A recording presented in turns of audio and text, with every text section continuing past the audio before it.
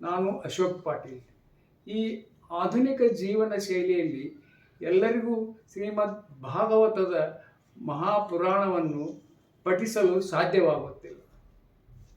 ಅದನ್ನು ಕೇಳುವುದರಿಂದ ನಿಮ್ಮ ಎಲ್ಲ ಪಾಪಗಳು ನಷ್ಟವಾಗಿ ಅತಿ ದುರ್ಲಭವಾದ ಶ್ರೀ ಕೃಷ್ಣನ ಭಕ್ತಿಯು ನಿಮ್ಮ ಹೃದಯದಲ್ಲಿ ಅರಳುತ್ತದೆ.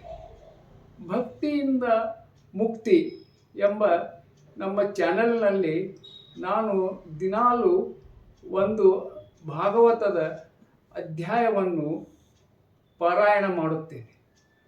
ನೀವು ಅದನ್ನು ಕೇಳಿರಿ ಮತ್ತು ನಮ್ಮ ಚಾನಲ್ಗೆ ಸಬ್ಸ್ಕ್ರೈಬ್ ಆಗಿರಿ, ಶೇರ್ ಮಾಡಿರಿ, ಕಮೆಂಟ್ ಮಾಡಿರಿ.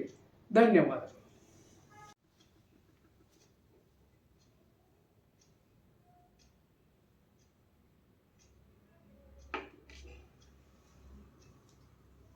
ಶ್ರೀ ಗುರುಭ್ಯೋ ನಮಃ. ಶ್ರೀ ಸರಸ್ವತೇ ನಮಃ. ಓಂ ನಮೋ ಭಗವತೆ ರುದ್ರಾಯ. ಓಂ ನಮೋ ಭಗವತೆ ವಾಸುದೇವಾಯ. 8ನೇ ಅಧ್ಯಾಯ.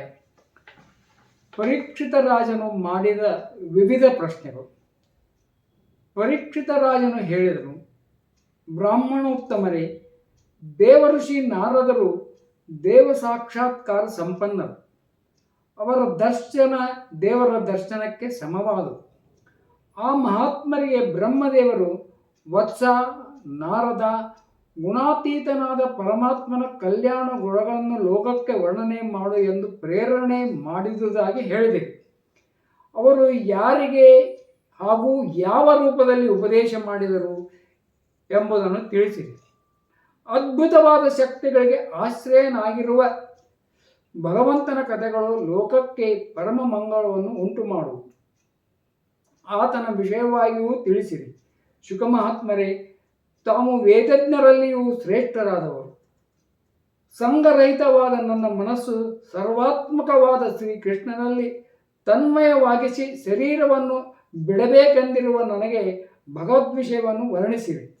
ಭಗವಂತನ ದಿವ್ಯಲೀಲೆಗಳನ್ನು ದಿನದಿನವೂ ಶ್ರದ್ಧೆಯಿಂದ ಶ್ರವಣಿಸುವವರ, ಸಂಕೀರ್ತನೆ ಮಾಡುವವರ ಹೃದಯದಲ್ಲಿ ಅವನು ಶೀಘ್ರವಾಗಿ ಪ್ರವೇಶಿಸಿ ಅಲ್ಲಿಯೇ ಪ್ರಕಟನಾಗುತ್ತಾನೆ.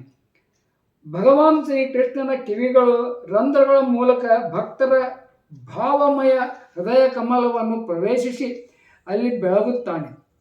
ಶರದೃತು ಬಗ್ಗಡವಾದ ನೀರಿನ ಕೆಸರು ಕೊಳೆಯನ್ನು ಹೋಗಲಾಡಿಸುವಂತೆ ಭಕ್ತರ ಮನಸ್ಸಿನ ಕಲ್ಮಶವನ್ನು ಹೋಗಲಾಡಿಸುತ್ತಾನೆ.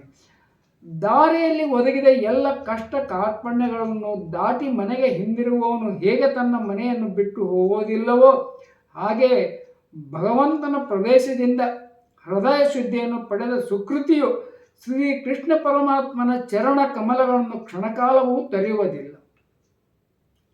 ಪೂಜ್ಯರೇ, ಜೀವಕ್ಕೆ ಪಂಚಭೂತಗಳ ಸಂಬಂಧವು ಕಿಂಚಿತ್ತೂ ಇಲ್ಲ.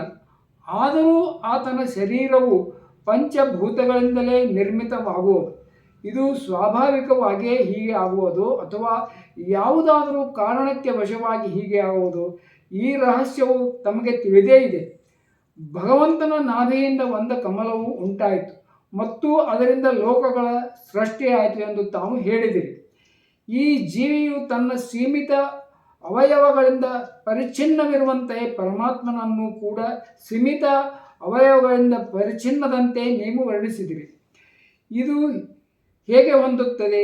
ಯಾರ ಕೃಪೆಯಿಂದ ಸರ್ವಭೂತಮಯ ಬ್ರಹ್ಮದೇವರ ಪ್ರಾಣಗಳನ್ನು ಸೃಷ್ಟಿಸುತ್ತಾರೋ, ಯಾರ ನಾಭಿ ಕಮಲದಿಂದಲೇ ಹುಟ್ಟಿದರೋ ಆತನ ಕೃಪೆಯಿಂದಲೇ ಬ್ರಹ್ಮದೇವರಿಗೆ ಆತನ ರೂಪವನ್ನು ಸಂದರ್ಶಿಸಲು ಸಾಧ್ಯವಾಯಿತೆ. ಅಂತಹ ವಿಶ್ವದ ಸೃಷ್ಟಿ ಸ್ಥಿತಿ ಲಯಗಳಿಗೆ ಕಾರಣನೂ ಸರ್ವಾಂತರಯಾಮಿಯೂ ಮಾಯೆಗೆ ಅಧಿಪತಿಯೂ ಆದ ಪರಮಪುರುಷ ಪರಮಾತ್ಮನೂ ಕೂಡ ತನ್ನ ಮಾಯೆಯನ್ನು ತ್ಯಜಿಸಿ ಯಾವುದರಲ್ಲಿ ಯಾವ ರೂಪದಿಂದ ಮಲಗುತ್ತಾನೆ? ವಿರಾಟ್ ಪುರುಷನ ಅಂಗಳದಿಂದ ಲೋಕಗಳು ಮತ್ತು ಲೋಕಪಾಲಕರು ಉಂಟಾದರೆಂದು ಮೊದಲು ಹೇಳಿದೆ. ಅನಂತರ ಆತನ ಅಂಗಗಳನ್ನು ಲೋಕಗಳ ಮತ್ತು ಲೋಕಪಾಲಕರ ರೂಪದಲ್ಲಿ ಕಲ್ಪಿಸಿಕೊಳ್ಳಬೇಕೆಂದು ಉಪದೇಶಿಸಿದರೆ.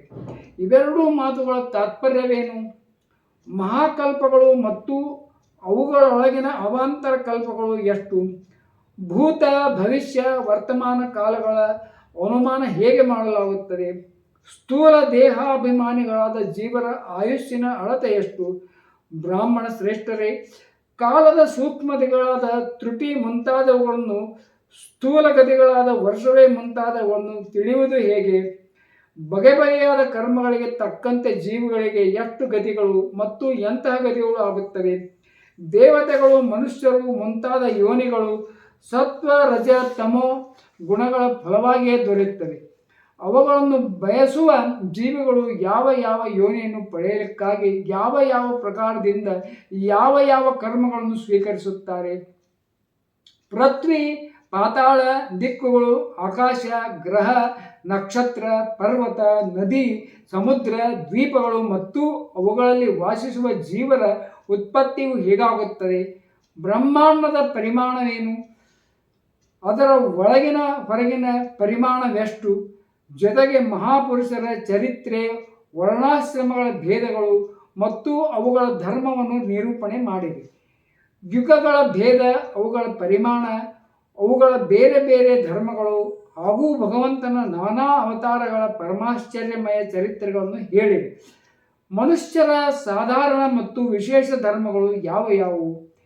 ಬೇರೆ ಬೇರೆ ವ್ಯವಸಾಯವುಳ್ಳ ಜನರ, ರಾಜರ್ಷಿಗಳ ಮತ್ತು ವಿಪತ್ತುಗಳಿಗೆ ಸಿಲುಕಿದ ಜನರ ಧರ್ಮಗಳನ್ನು ಉಪದೇಶಿಸಿವೆ. ತತ್ವಗಳ ಸಂಖ್ಯೆ ಎಷ್ಟು? ಅವುಗಳ ಸ್ವರೂಪ ಹಾಗೂ ಲಕ್ಷಣಗಳು ಯಾವುವು? ಭಗವಂತನ ಆರಾಧನೆ ಮತ್ತು ಆಧ್ಯಾತ್ಮ ಯೋಗದ ವಿಧಾನವೇನು? ಯೋಗೇಶ್ವರರಿಗೆ ಯಾವ ಯಾವ ಸಿದ್ಧಿಗಳು ದೊರಕುತ್ತವೆ? ಅವರ ಕಡೆಯಲ್ಲಿ ಯಾವ ಗತಿ ಸಿಗುತ್ತದೆ? ಯೋಗಿಗಳ ಲಿಂಗ ಶರೀರಗಳ ಭಂಗ ಹೇಗೆ ಆಗುತ್ತದೆ? ವೇದ, ಉಪವೇದ, ಧರ್ಮಶಾಸ್ತ್ರ, ಇತಿಹಾಸ ಮತ್ತು ಪುರಾಣಗಳ ಸ್ವರೂಪ ಹಾಗೂ ತಾತ್ಪರ್ಯವೇನು? ಸಮಸ್ತ ಪ್ರಾಣಿಗಳ ಉತ್ಪತ್ತಿ, ಸ್ಥಿತಿ, ಪ್ರಳಯ ಹೇಗಾಗುತ್ತದೆ? ಯಜ್ಞಯಾಗಾದಿ ವೈದಿಕ ಇಷ್ಟ ಧರ್ಮಗಳು, ಬಾವಿ ತೋಡುವುದು ಮುಂತಾದ ಪೂರ್ತ ಕರ್ಮಗಳು, ಕಾಮ್ಯ ಕರ್ಮಗಳು ಹಾಗೂ ಧರ್ಮ, ಅರ್ಥ, ಕಾಮ ಇವುಗಳನ್ನು ಸಾಧಿಸುವ ವಿಧಿ ಏನು? ಪ್ರಳಯ ಕಾಲದಲ್ಲಿ ಪ್ರಕೃತಿಯಲ್ಲಿ ಲೀನವಾಗಿದ್ದ ಜೀವರು ಉತ್ಪತ್ತಿ ಹೇಗಾಗುತ್ತದೆ? ಪಾಷಂಡದ ಉತ್ಪತ್ತಿ ಹೇಗಾಗುತ್ತದೆ? ಆತ್ಮನ ಬಂಧ ಮೋಕ್ಷಗಳ ಸ್ವರೂಪವೇನು? ಅವನು ತನ್ನ ಸ್ವರೂಪದಲ್ಲಿ ಹೇಗೆ ನೆಲೆಗೊಳ್ಳುವನು? ಭಗವಂತನಾದರೂ ಪರಮ ಸ್ವತಂತ್ರನಾಗಿದ್ದಾನೆ. ಅವನು ತನ್ನ ಮಾಯೆಯೊಡನೆ ಹೇಗೆ ಕ್ರೀಡಿಸುತ್ತಾನೆ ಮತ್ತು ಅದನ್ನು ಬಿಟ್ಟು ಸಾಕ್ಷಿಯಂತೆ ಉದಾಸೀನನಾಗಿ ಹೋಗುತ್ತಾನೆ? ಪೂಜ್ಯರಾದ ಮಹಾಮುನಿಗಳಿಗೆ ಶರಣಾಗತನಾಗಿರುವ ನಾನು ತಮ್ಮಲ್ಲಿ ಅರಿಕೆ ಮಾಡಿಕೊಂಡಿರುವ ಈ ಎಲ್ಲ ಪ್ರಶ್ನೆಗಳು ಕ್ರಮವಾಗಿ ಉತ್ತರಿಸುವ ಕೃಪೆ ಮಾಡದೆ ತಾತ್ವಿಕವಾಗಿ ಅವುಗಳನ್ನು ನಿರೂಪಣೆ ಮಾಡಿರಿ. ಈ ವಿಷಯದಲ್ಲಿ ತಾವಾದರೂ ಸ್ವಯಂಭೂವಾದ ಬ್ರಹ್ಮದೇವರಂತೆ ಪರಮ ಪ್ರಮಾಣರಾಗಿರುವರಿ. ಇತರರು ತಮ್ಮ ಪೂರ್ವ ಪರಂಪರೆಯಿಂದ ಕೇಳಿ ಬಂದಂತೆ ಅನುಷ್ಠಾನ ಮಾಡುವರು. ಪರಮ ಪೂಜ್ಯರೇ, ನನ್ನ ಹಸಿವು ಬಾಯಾರಿಗಳ ಬಗ್ಗೆ ಚಿಂತಿಸಿದರಿ. ಕ್ಷುದ್ರನಾದ ಬ್ರಾಹ್ಮಣನ ಶಾಪವಲ್ಲದೆ ನನ್ನ ಪ್ರಾಣಗಳು ಹೋಗಲಾರವು. ಏಕೆಂದರೆ ನಾನು ತಮ್ಮ ಮುಖಾರದಿಂದ ಸೂಸುತ್ತಿರುವ ಭಗವಂತನ ಅಮೃತಮಯ ಲೀಲಾ ಕಥೆಗಳನ್ನು ಪಾನ ಮಾಡುತ್ತಿದ್ದೇನೆ. ಸೂತ ಪುರಾಣಿಕರು ಹೇಳುತ್ತಾರೆ, ಶೌನಕಾದಿ ಋಷಿಗಳೇ, ವಿಷ್ಣುನಾಥ ಪರೀಕ್ಷಿತ ರಾಜನು ಸಂತ ಸತ್ಪುರುಷರ ಸಭೆಯಲ್ಲಿ ಭಗವಂತನ ಲೀಲಾಕಥೆಯನ್ನು ಕೇಳಲು ಹೀಗೆ ಪ್ರಾರ್ಥಿಸಿದಾಗ ಬ್ರಹ್ಮರಾತ ಶ್ರೀ ಶುಕಮಹಾಮುನಿಗಳಿಗೆ ಬಹಳ ಸಂತೋಷವಾಯಿತು. ಅವರು ಅವನಿಗೆ ಬ್ರಹ್ಮಕಲ್ಪದ ಪ್ರಾರಂಭದಲ್ಲಿ ಸ್ವಯಂ ಭಗವಂತನೇ ಬ್ರಹ್ಮದೇವರಿಗೆ ಕರುಣಿಸಿದ್ದ ವೇದ ತುಲ್ಯವಾದ ಭಾಗವತ ಮಹಾಪುರಾಣವನ್ನು ಹೇಳಿದರು. ಪಾಂಡವ ಕುಲತಿಲಕನಾದ ಪರೀಕ್ಷಿತನು ಯಾವ ಯಾವ ಪ್ರಶ್ನೆಗಳನ್ನು ತಮ್ಮ ಮುಂದೆ ಇಟ್ಟಿದ್ದನೋ ಅವುಗಳನ್ನೆಲ್ಲ ಶ್ರೀ ಶುಕಮುನಿಗಳು ಕ್ರಮವಾಗಿ ಉತ್ತರಿಸತೊಡಗಿದರು. 8ನೇ ಅಧ್ಯಾಯ ಮುಗಿಯಿತು. ಇತಿ ಶ್ರೀಮದ್ ಭಾಗವತ ಮಹಾಪುರಾಣೆ ಪರಮಹಂಸ ಸಂಹಿತಾಯ ದ್ವಿತೀಯ ಸ್ಕಂದೆ ಪ್ರಶ್ನವಿರ್ಧಾನಾಮಷ್ಟೋಮಧ್ಯಾಯ. ಈ ವಿಡಿಯೋವನ್ನು ಕೊನೆ ತನಕ ನೋಡಿದ್ದಕ್ಕಾಗಿ ಧನ್ಯವಾದಗಳು. ಹೀಗೆ ಈ ಚಾನಲಲ್ಲಿ ಬರುವ ಭಾಗವತದ ವಿಡಿಯೋನು ದಿನಾಲು ತಪ್ಪದೆ ವೀಕ್ಷಿಸಿ.